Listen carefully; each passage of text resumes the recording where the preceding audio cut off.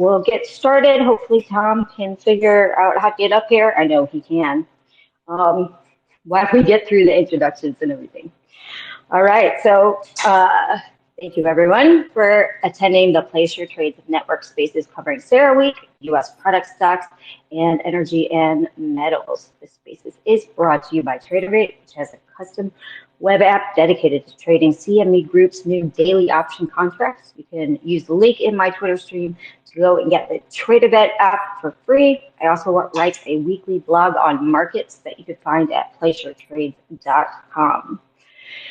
And I would like to introduce our speakers. We have Susan Sackmer. Susan is licensed to practice law in California and has over 20 years experience working in a variety of legal, corporate, nonprofit, and academic environments. She started her professional career as an accountant for Chevron Corporation in San Francisco, California. After leaving law practice, she taught international trade law under the WTO as an adjunct professor at the University of San Francisco School of Law and served on a number of nonprofit environmental boards.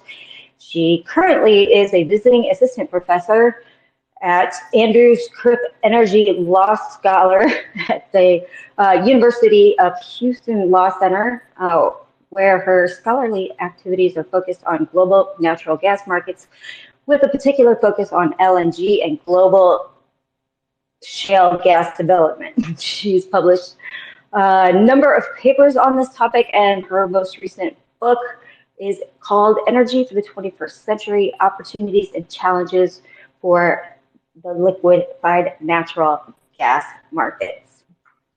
Next, we have Tom, who I know that we can get up here. Tom is Global Head of Energy Markets and co-founder of Opis. Opis is Oil Price Information Services, provides price transparency across the global supply chain so that all stakeholders can buy and sell oil and energy commodities with confidence. He has analyzed crude oil, refined products, and gas liquids for over 40 years. He says this. He briefly traded petroleum futures back in 1978 and admits he had no business doing so. He also writes commentary for MarketWatch and a regular guest commentator for Bloomberg Financial and NPR Marketplace. He's spoken at a number of large industry gatherings across the United States and Canada and sits on a number of advisory boards. And last but not least, we have Robert Mullen. Robert Mullen, the face behind Marathon. Robert Mullen is the founder and general partner of Marathon Resource Advisors, LLC. He's been investing in the energy and natural resource sector since 1994. Over the last 3 decades, he has been a portfolio manager at Franklin Templeton Group, the Cypress Funds, Tocqueville Asset Management, as well as running his own firm's focus on the sector. His thoughts on energy and natural resources have appeared in Bloomberg, Barron's, The Wall Street Journal, and numerous other publications. He has recently appeared in interviews with MOI Global, Prometheus Altus, and Crux Investor, as well as published several videos on the topics of energy transition and the role of commodities in geopolitics. So I want to thank all of our guests today for taking their time out. I know Susan's time might be a little limited because she's at Ceraweek right now. So I'm going to start with her. So welcome, Susan. So really, let's just start this kind of like as a 30-foot view of what Ceraweek is kind of about. And so what are the major macro themes you're seeing at Ceraweek this week? Sure. Well, I'm. Thank you very much, Tracy. I'm glad you asked me that question. And by the way, thank you for reading that very long bio. I would have really given you a shortened bio had I known you needed it. Which is, I'm really focused on LNG and have been for the past decade. And what I like to try to do, and, about 12 years ago, I started writing a book on LNG because I saw that U.S. shale gas was going to end up as LNG. And so I was sort of tracking it from the beginning. And what I like to do is try to look at some macro trends. And so this is maybe my 8th year at Ceraweek. And for folks that don't know Ceraweek, it's probably one of the largest global energy gatherings in the world. It's chaired by Daniel Yergin, who's a Pulitzer Prize-winning author of several major energy books. And so he has very sort of incredible convening power. He seems to have gone to Harvard with, half the energy CEOs in the world. So he brings in a lot of high-level guests, and it's a great event. This year, I think there's over 7,000 delegates. So it's really well attended. So going back to your question, Tracy, so, what's coming out of Ceraweek? What are the big trends? I would say, the first is, the energy transition. So, the theme of this year's Ceraweek is navigating a turbulent world, energy, climate, and security. So very much on the agenda is the energy transition. With, I would say, the consensus view, it's going to be a lot longer and a bumpier path forward than maybe people thought 5 years ago. And of course, the key reason for that is the Russia's invasion of Ukraine, which sort of upended energy markets and put energy security back at the top of the agenda. So now we're dealing with, an energy transition, but wait a second, instead of just focusing on getting off of oil and gas, which is where we were, maybe 4 years ago, we now need to rethink that and think about energy security. So related to that, and, maybe good news for a lot of folks listening, to the extent they're investing in oil and gas, I mean, it's pretty clear that oil and gas will be here for a long time. I don't think anybody thinks we're replacing oil and gas anytime in the near term. So energy transition, longer and bumpier, oil and gas, here to stay. There's lots of talk at Ceraweek about carrots and sticks. And of course, the big carrot that everyone's talking about is the U.S. Inflation Reduction Act, the IRA. And in fact, somebody at a session I was at this morning said, God bless the IRA. And he's not even from the United States. So other people from around the world are even embracing our IRA and hoping that other governments follow suit with, trillion-dollar packages, basically subsidies. These are, tax incentives for, new energy and energy technology. So that's another big theme that's coming out of CERA. And I'll pause there, Tracy, in case there's any questions or if there's any focus areas people are interested in. Well, how we do this, we'll go around, and then if we have time at the end, we'll have people can ask questions. But I have questions. I have one question. What I was hearing geothermal is big this year at Ceraweek. Is that true? And what's being said about it? Well, so I have not been in any geothermal panels, just because there's probably 6 panels going consecutively. So you just have to pick and choose. So I have not personally been in any geothermal panels and haven't really followed that. I can say, California it does do geothermal. I live maybe 2 hours away from a geothermal facility that I keep meaning to get to just to see what's going on. So I unfortunately I can't really speak to geothermal.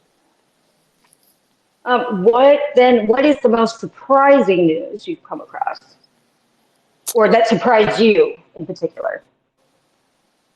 Well, I guess the thing that surprised me is how much focus there has been on the IRA from around the world. I think that's come up in every single session. Either God bless the IRA, or somebody from Europe said in Europe they love to hate the IRA, but they all would love to have it. And so I was a bit surprised by that, but also it changed my thinking in that I think we're going to see potentially more packages like that coming out from the rest of the world. Somebody from Australia just said they expect Australia to release their version of an IRA. So I think we may see some more, I guess, government support going to new energy technologies.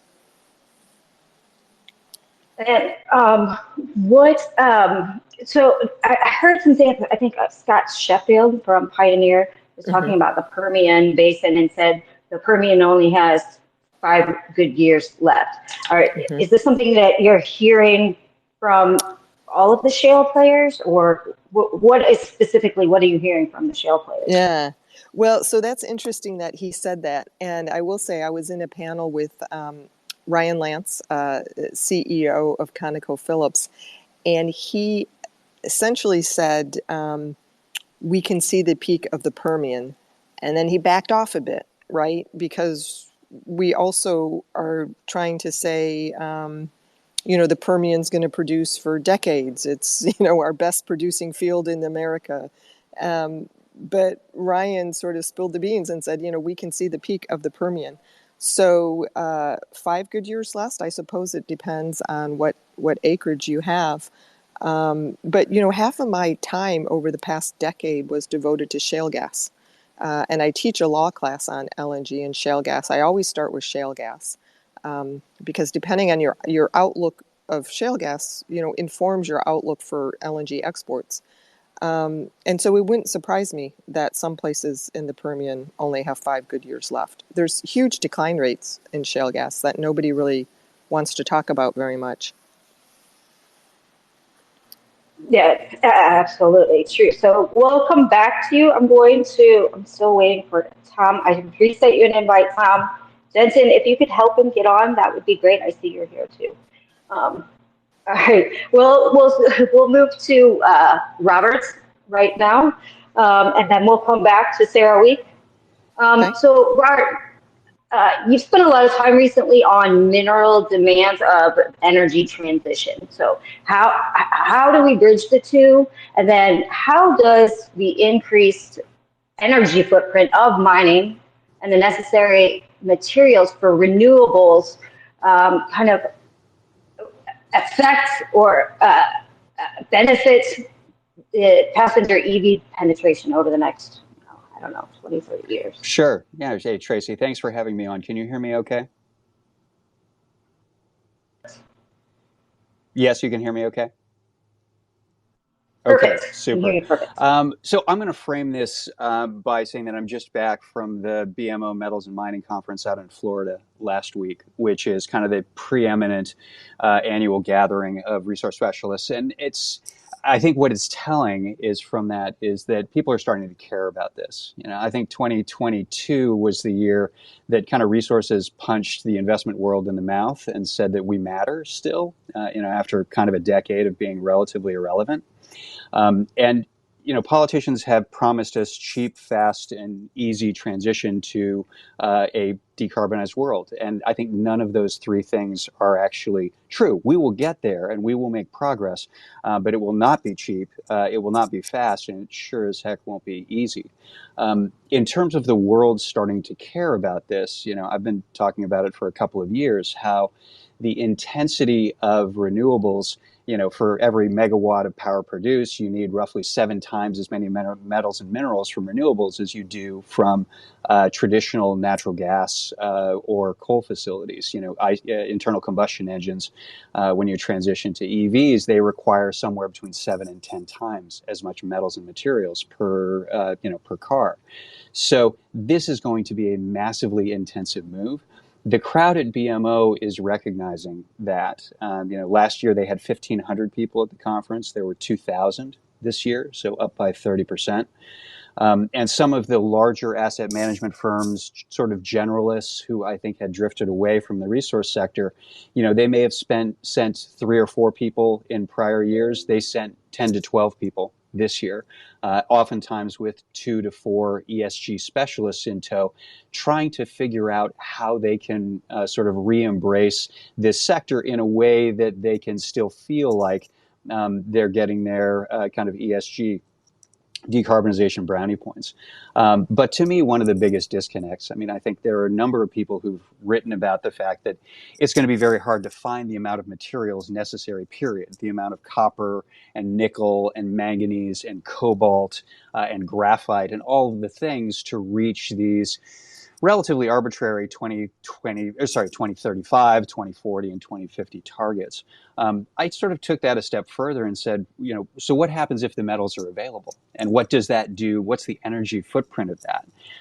And if you look at trying to eliminate the kind of passenger car segment, which consumes about 10% of global energy, it's a third of oil, which is about a third of the global energy stack.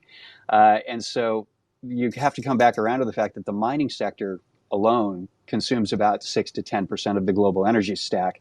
And even by the most conservative estimates, that will have to roughly triple over the next 15 to 20 years to be able to provide the metals and materials, all of the copper and metals and things that are necessary for the windmills and the solar fields and the battery backup that is necessary for all of this. And there are a lot of assumptions behind that, and I think they are relatively conservative. I can make much more draconian assumptions about how much battery storage you need, and the metals demand can go up 3 to 5-fold from there. So, but even if we had the metals available, the question is, what is the energy footprint of getting them? And the inconvenient truth is that the big projects that have been sitting on the shelf. So there was an enormous amount of development in the metals and minerals markets back around the China and Asian economic boom back in 2000 to 2008. Huge number of projects were discovered, moved forward, brought online sort of into the mid 2010s, 2015, even as late as 2017. Those were the good projects. They were the high grade, close to infrastructure, relatively easy, shallow, the easy stuff, the low-hanging fruit. Anything that is left in sort of the pantheon of available projects is sort of an island of misfit toys. It's always, everything has something kind of wrong with it, and almost all of those things, whether it be low grade or further away from infrastructure, or otherwise challenged, it all comes down to the energy footprint. So my real point in that is that the energy footprint of the mining sector going forward is going to be much higher, not only because it's growing, but because the energy intensivity of developing the marginal deposit that is extraordinarily high. So if you do the math, it seems like you could replace every internal combustion engine car with an EV over the course of the next 15 or 20 years, but the hydrocarbon demand for bringing those metals and materials would offset virtually all of, if not more than, the benefit that you would get from reduced gasoline consumption. So I think it's one of many things where I think policy and physics have become totally disconnected in this whole conversation about the energy transition. And then more specifically about EVs, like just particular, the carbon footprint of one EV per se. I mean, there's so many theories around what is the carbon intensity of one, but there's some that say it takes 50,000 miles to drive an EV for that carbon offset to even begin. Have you done any kind of mathematics around that? Yeah, absolutely. So the best data on that is from Volkswagen, and they do an exact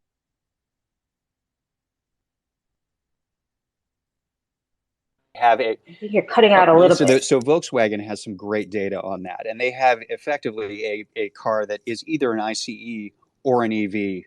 Everything else is the same. And depending on your power source, again, that's where you draw the electricity from to charge it, the break even on that is somewhere between 50 and as much as 100,000 miles. So that's for something that is apples to apples. The difference is that a lot of the EVs that are being sold are not commuter vehicles. They're luxury EVs. And so, look, the energy footprint of a Tesla Plaid is really similar to a Ford F-150. if you get down to it. I'm extremely unpopular at San Francisco cocktail parties when I point that out to all the Tesla owners. But it's the truth, is that it's massively metals intensive, to the point where the break even on mileage is roughly the point where you would have to replace the battery anyway, which is where most of those metals and materials are composed. So, really my mom grew up on a cattle ranch in West Texas, and out in the town of Marathon. That's the name of the firm. The lowest carbon footprint per mile driven vehicle, is probably, an old hunting car, like an old Ford something, Explorer that we have out on the ranch that's driven 250,000 miles. That's the most carbon efficient vehicle.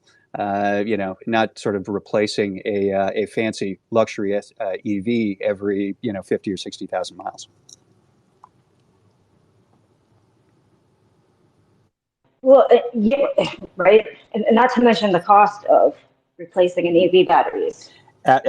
Ridiculous, right? Absolutely. And then there are big recycling issues, which, sort of the benchmark assumption of all of these, we can do this energy transition on this timeline, assumes a massive amount of recycling, which mostly the technology is not available and is actually extremely energy intensive itself. And it's not, it's not taking into account that sort of circular reference that I refer to as sort of the Ouroboros, the snake eating its own tail of, yes, you can build all of these machines to replace hydrocarbons, but those machines themselves require hydrocarbons. And so it's a lot more complicated than I think the vast majority of the public is being led to believe. Yeah, absolutely. And not to mention you need electricity to charge it, right? So Yep. it's got to come from somewhere. It's got to come. All the fanciest technology still needs to be plugged in somewhere. All right. So I know I put that chart in the nest, by the way. It's for my stream, the chart that he was just talking about. So I kind of wanted to move on a little bit because I do want to talk about, because this, the big complaint kind of has been really over the last, couple of years, really about the energy space and the flows, or the lack of flows in the energy space. I mean, we all know, if we look at like open interest for, the futures contract, for instance, just Brent and WTI, there just has been no interest, at least, over the last kind of 6 months or so. And then we were talking earlier, and you mentioned the ETF flows, which are, have also been horrific.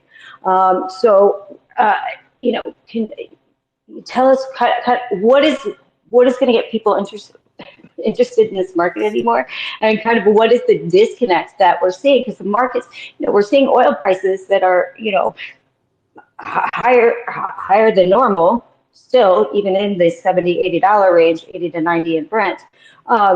It's been a very strong market, and prices have stayed high for, well over, a year and a half, almost two years. And so what is it going to take for people to get interested in this market? Yeah, so that's a great question, and all of us who are energy investors are asking ourselves exactly that. I want to give a little bit of context, because it's not just ESG's fault that people are reluctant to invest in the energy and resource sector. The sector did a really good job of kind of dropping its own, so to speak, turd in the punch bowl over the last 20 plus years by providing really poor returns, investing counter-cyclically or pro-cyclically in a way that sort of generated a really horrible return on capital. And if you're looking at sort of the major institutions and endowments and pensions out there, they got burned several times by the resource space. The first time was sort of 1998, where you had the Asian economic crisis. Then in the early 2000s, they were pitched on the way to express a bullish commodity outlook was through commodity futures like the GSCI. And so you had $500 billion roll into sort of physical commodities. And, it was great. It was back tested, and the shape of the curve was, backwardated. So you got this great roll yield. And so long story short, the returns looked great until everybody came in. And so $500 billion rolled in and got very poor returns in the 2000s and got smoked in 2008. And so, there was, $400 billion down the drain. Then that capital got coaxed back in by the shale revolution and investing in both midstream and upstream assets, predominantly in the private markets, from sort of 2012 through 2019. And again, you had $500 billion plus of capital going into this sector that, by the time everything got marked to market, by the middle of or end of 2020, you had spent 10 years in these entities, and aggregate, you had made no money in a period of time where broader markets did exceptionally well. So the resource sector did a really good job of offending capital in a consistent way that made capital very susceptible to saying, when ESG started to rise in 2018 and 2019, it was like offering your kids money not to eat Brussels sprouts. They were being told by all their consultants, hey, you can get a better score on your ESGs if you exclude this part of the market that, by the way, has been a horrible detriment to returns over the better part of the last decade. So that allowed the asset managers to compose these, ESG-focused funds that excluded, traditional hydrocarbon and extractive industries, and they could charge 3, 4, 5 times as much management fees for it. And on their back tests, it performed better because you were excluding the worst performing sector of the last decade.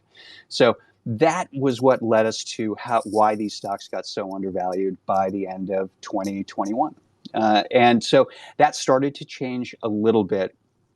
Baby steps are baby steps. I don't think the big institutions are still coming in. And as you mentioned, there's really good evidence to this. So last year, we ran a screen on inflows versus outflows for natural resource sector funds. And so, clearly, like 8 of the top 10 performing ETFs were resource focused, mostly energy focused. Every single one of them had outflows last year, which is highly unusual. We went back 10 years and looked at the best performing funds from every one of those 10 years and how often they had outflows during that year. So a net redemptions over the course of that year. And of those previous 9 years, so 90 observations, there were only 3 where you had redemptions from funds who were that year's top performers. And by the way, 2 out of the 3 were resource funds in prior years, I think in 2016 or something like that. So, so there's a huge institutional reluctance to go into resources. The thing that I think is changing is that, look, for the better part of the last 20 years, people have relied on fixed income to hedge their equity books, the 60-40 portfolio. That didn't work so well last year. In fact, it worked horribly. And the problem is that with fixed income still, relatively expensively priced by historical standards, that doesn't really hedge you anymore. The only assets that provided significant anti-correlation in 2022 were energy, gold, and commodities. And so if they can continue that trend of anti-correlation to broader financial assets, which they should if we're going into a period of not necessarily super high inflation, but more elevated peaks and troughs in inflation than we've seen over the last 20, 25 years, then I think asset allocators will have no choice but to start utilizing them. They will hold their nose. They will find the least stinky ESG shirt in the extractive industries hamper, and they will start to wear those and invest in those. It's going to take time. To me, the group that's coming in earlier, so U.S. pensions and endowments are still petrified of people protesting on their front lawns, so they don't want to own Exxon or anything like it. The foreign pensions, endowments, sovereign wealth funds have no such concerns. And I think those are the groups that are starting to come back into the resource space and will continue to do so because they understand inflation. They understand that assets that work tend to be kind of real asset kind of value industries like energy and mining and other commodity sectors. And they have no concerns that people are going to show up and protest on their front lawns. So I think that's the group that's starting to come over the course of the last 6 months, and I think will continue to do so. I think by the time the U.S. and pension and endowment battleship starts to turn around, that's going to be our exit liquidity in 2 to 3 years. And is there any particular area you're seeing this from? I mean, is it coming from Europe? I would expect not. No.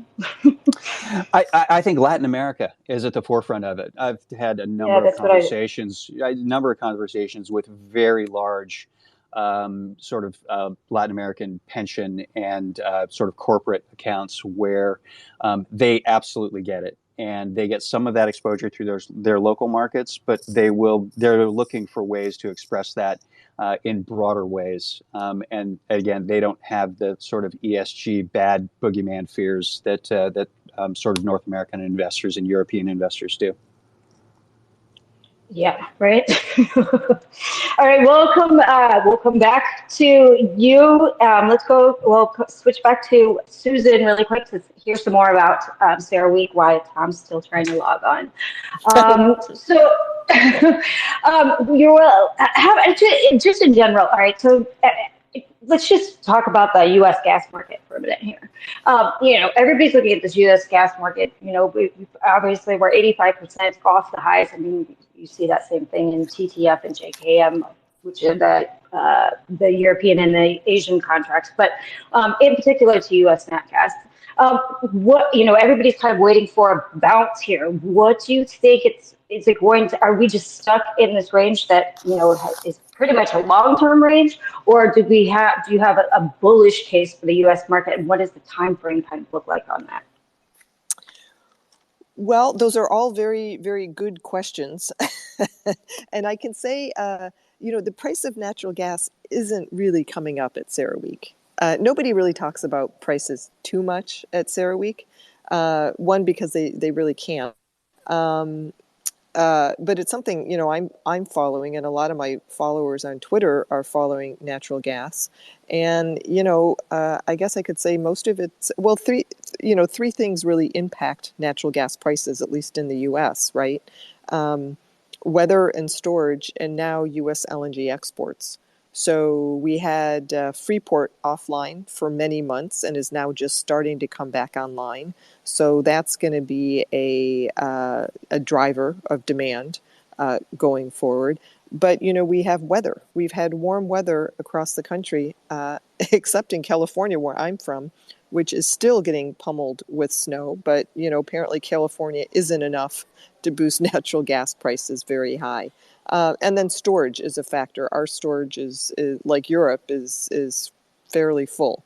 So we'll see how it plays out. I guess everyone was expecting, I think most people seem surprised at that prices haven't bounced back.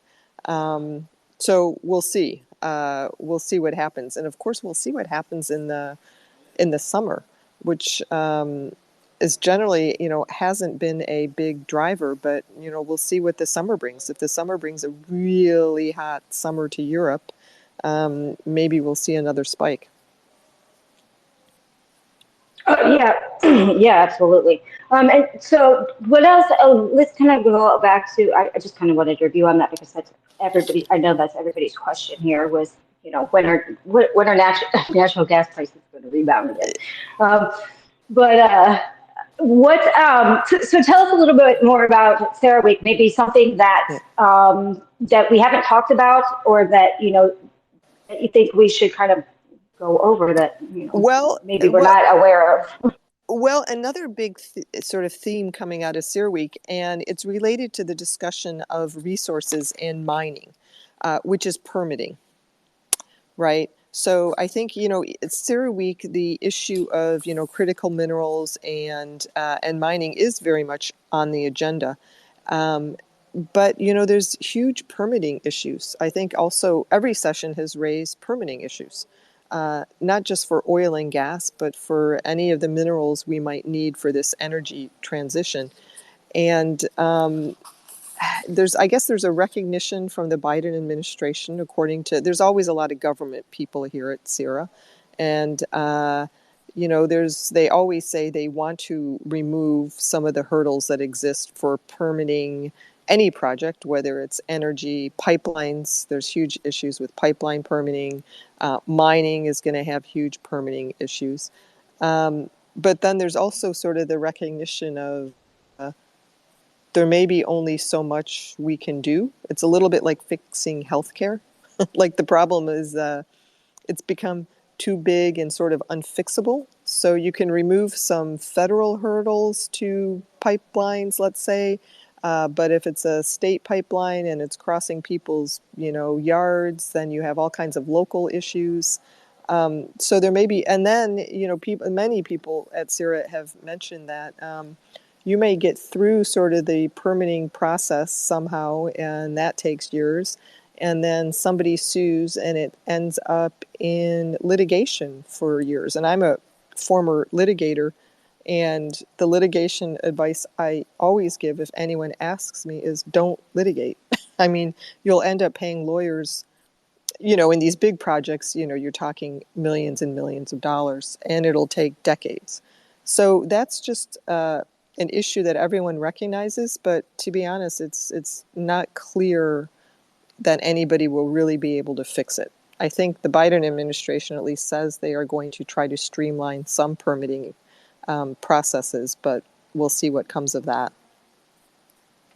Well, with that case, I mean, we've talked about all my spaces before, the huge, problem that is as well in Europe because of, all the bureaucratic red tape. So what areas look particularly interesting, in your opinion, for projects if it's going to be outside of, say, the United States and Europe? For projects?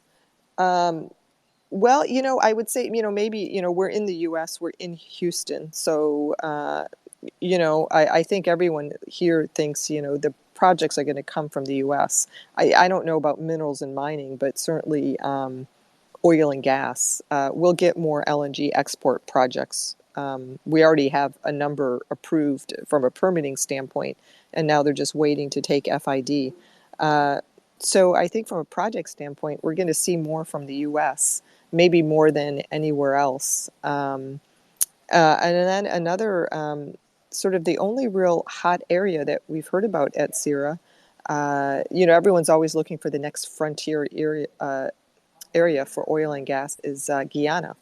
And John Hess is here, and Hess has been active in Guyana, and so has ExxonMobil. And there's, 11 billion barrels of oil equivalent there. And so I think that's going to be a place where we're going to see a lot more development in the coming years. Yeah, that's kind of where I was going with that question was, because I know that Exxon's, very big there, and I know that Chevron's very interested. Yeah, that's exactly where I was going on that. Yeah. And then Robert has a comment on the permitting, so go. Yeah, thanks, Tracy. Susan, I totally agree with what you're saying. And I think it's a combination of sort of permitting by government as well as, the role of both NGOs and other environmental organizations. I think they are well-intentioned, but the combination of those, look, I think the anti-fossil fuel movement kind of morphed into the anti-extractive industry movement. And you just can't have renewables without the metals. It's like being pro-milk but anti-cow. And yet you look into Nevada and you still see geothermal and lithium projects being tied up because of, some small creature who may have been found at some point, within a few miles of the proposed site. And so it's really, really challenging. From the mining side, it looks to me like most of these projects are going to be Latin America, West Africa, and there are some other sort of parts around the world, but it's still just really hard in North America and as well as Europe to get these kind of projects permitted and moved through. And it's just, the time frame from discovery to build has been stretching out for years. It used to be It used to be you could probably get something done 10 years start to finish. Now some of the mines coming online today, have been in the works for 25 years. So just tells you how hard it is to kind of change the course of the aircraft carrier of getting these things actually up and producing. And there's that not in my backyard, right? Nobody wants a mine in their backyards, particularly in the United States.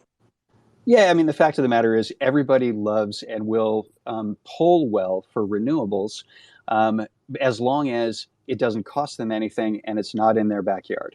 Unfortunately, the nature of this is it will cost something, and it's always in somebody's backyard. So, there's an incongruity there that needs to be resolved.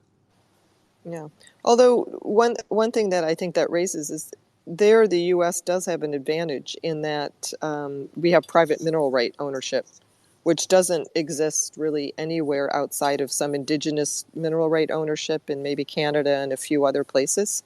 So that's the only reason really we had shale gas. Most of it took place on individuals' land, and they were paid for the mineral rights. And that was why it never took off in Europe, because unless somebody is going to, nobody would want shale gas in their backyard unless they're getting paid for it. And that was the real hang up in Europe. They Yeah. couldn't, they tried to come up with some, especially the UK tried to come up with a compensatory scheme, but they just couldn't come up with anything as good as, here's a check in your mailbox for the resources we extracted from your yard.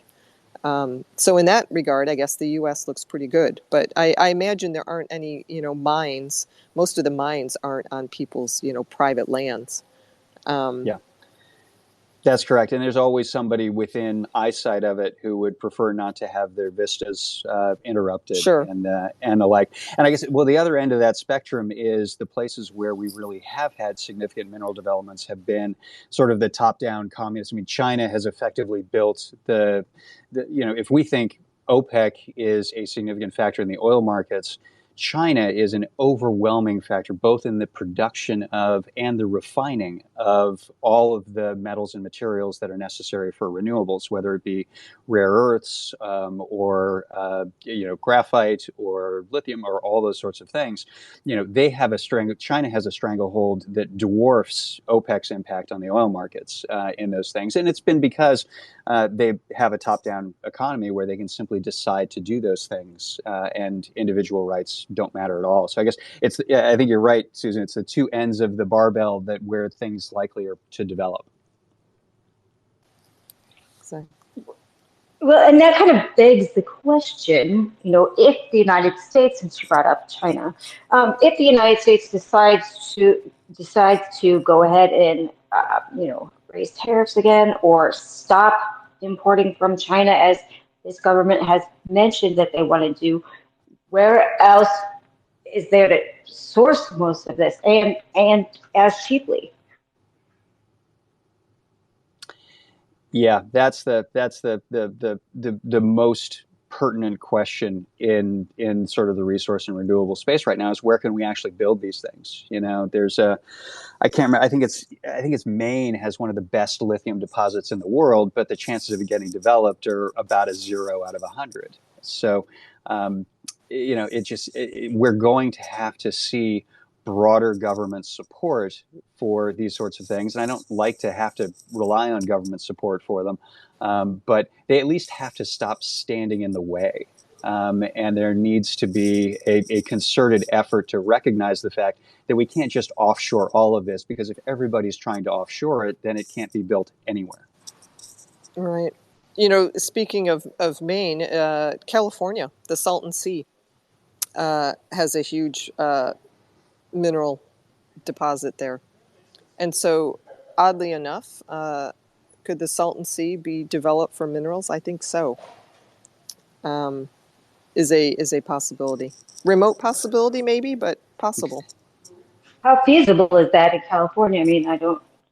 It Well, seems so like a lot of difficult yeah, for California to get those kind of projects through. yeah. Well, I know that's why I'm sort of like reluctant to bring it up, but it's my gut tells me that if the Biden Democrats really want to say we're going to produce these minerals at home, Gavin Newsom would do it, and he would make it happen. And California environmental groups might make it, allow it to happen for a trade-off somewhere else. And the Salton Sea, if you've been out to the Salton Sea, I mean, it's it's a dead body of water. That the only reason I think has been the only reason it exists is because somebody let it die. And so I don't know. I'm just sort of thinking out loud, but it wouldn't surprise me. Let's put it that way. If there were a policy decision from the top that we need to develop these minerals here in America, and where are they? Salton Sea might be a place that it happens. And what does this scenario look like in Canada? Is it any better? Or, where they have a lot of natural resources as well, a lot of minerals. What does that situation look like? Canada has historically been a fairly friendly jurisdiction to the mining side. That has changed under the Trudeau regime, and it is less friendly than it was. There are certain provinces that are better than others. Certainly, Alberta is friendly for everything, or as friendly as they can be. You sort of look throughout. Yukon it tends to be fairly friendly towards the mining sector.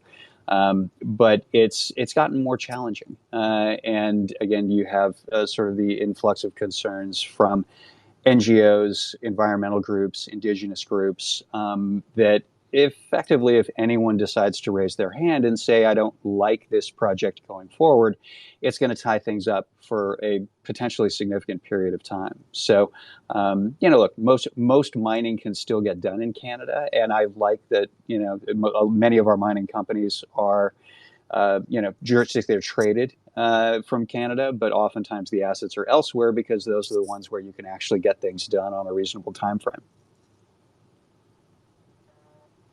Yeah, that makes sense.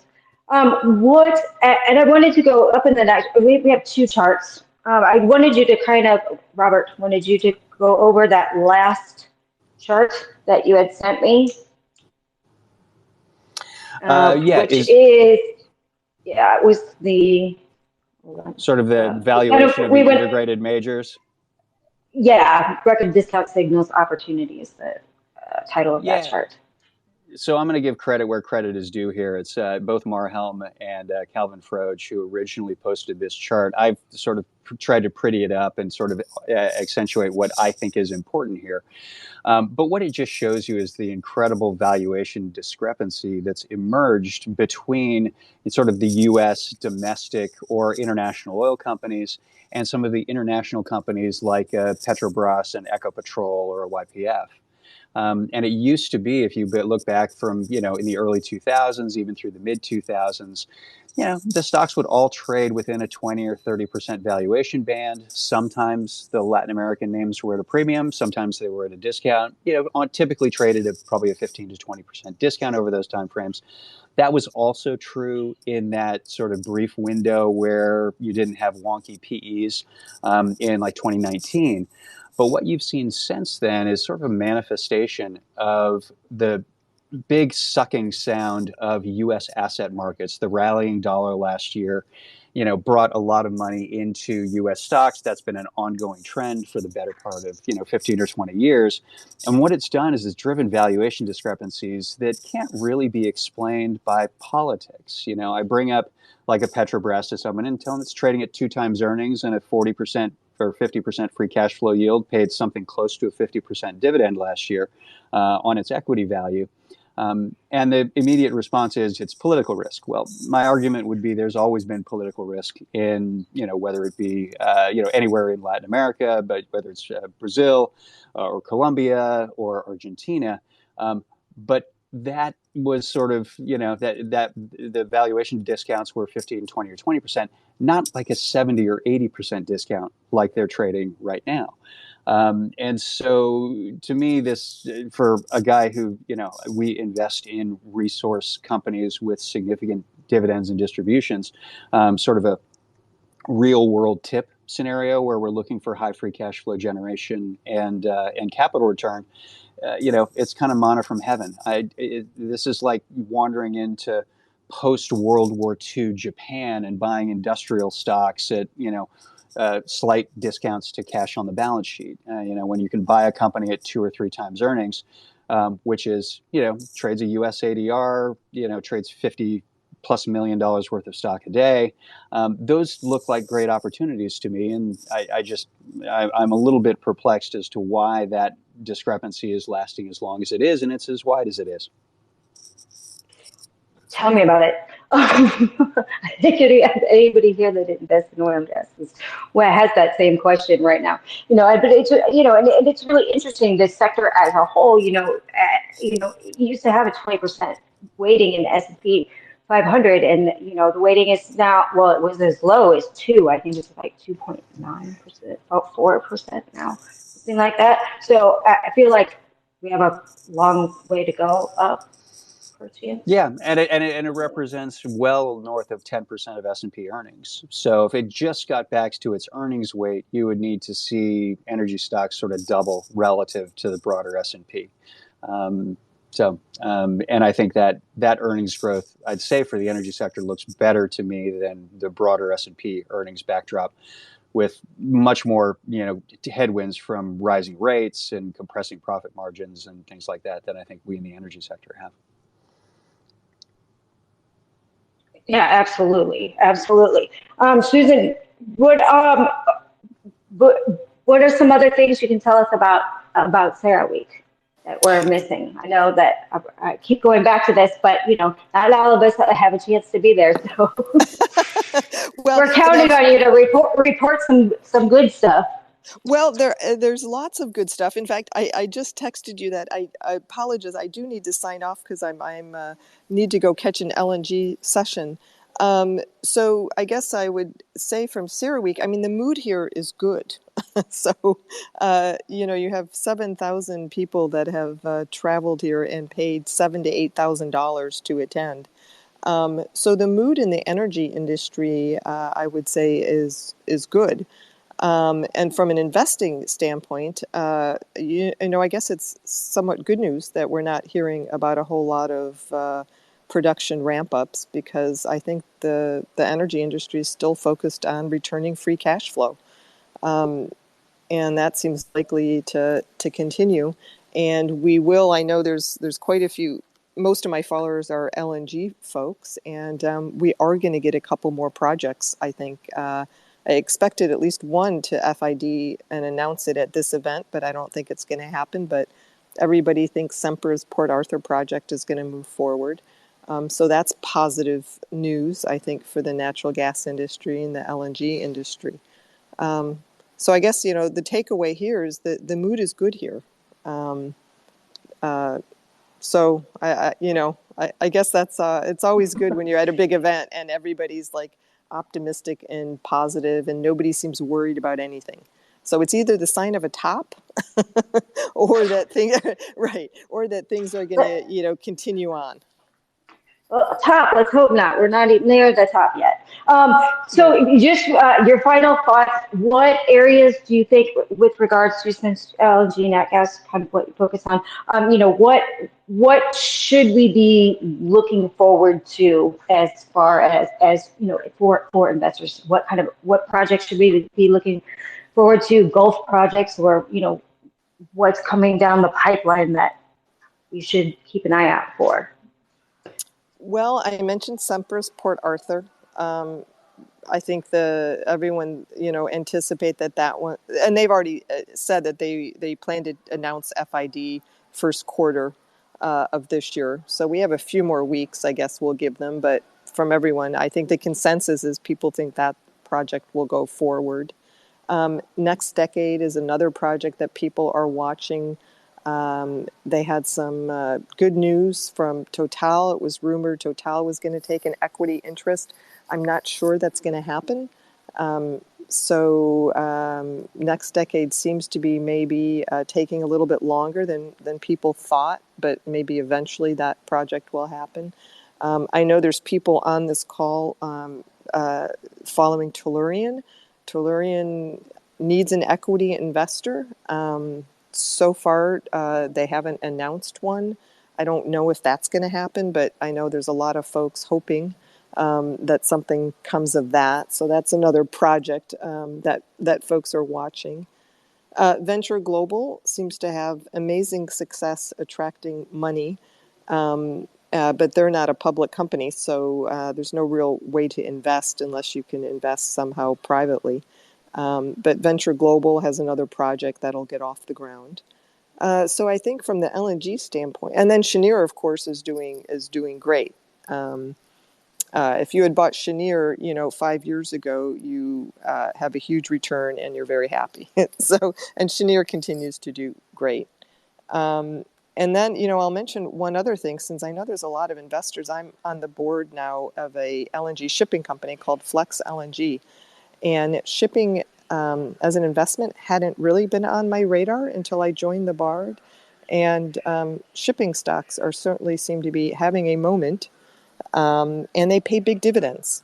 So with short-term U.S. Treasuries paying over 5%, I personally am looking for big dividends. And shipping companies seem to be a sector that pays big dividends, but highly volatile. So don't take that as advice. Just something that's on my radar. Well, thank you. That was a lot. You gave us a lot of good stuff that we should be watching. I know that you have to run, so I wanted to thank you very much for being on today, and then hopefully we can have you back again. Sure, I'd be happy to, and thank you very much, Tracy, for having me on. I learned a lot too. It was great. Excellent. All right, so Robert, have a good one. Robert, so kind of going to ask you the same kind of question. Really, what should we be looking at, going forward, or something?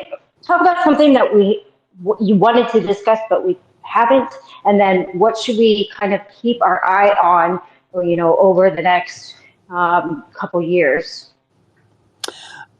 So I think Susan brought up a really good point about the shipping industry, and that's actually an area where we have exposure, and I look to for sort of clues where, do you continue to see strong demand for moving raw materials around the world? And, if you look at a chart of your average tanker stock or even your average dry bulk stock, which has been recovering, the former has been doing really well. The latter is sort of coming off of, sort of post-China lockdown lows.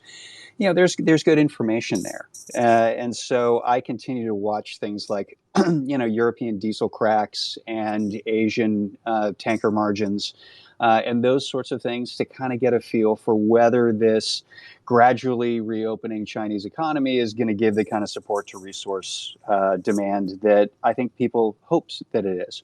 And so, I think that's an area where I'm kind of paying attention.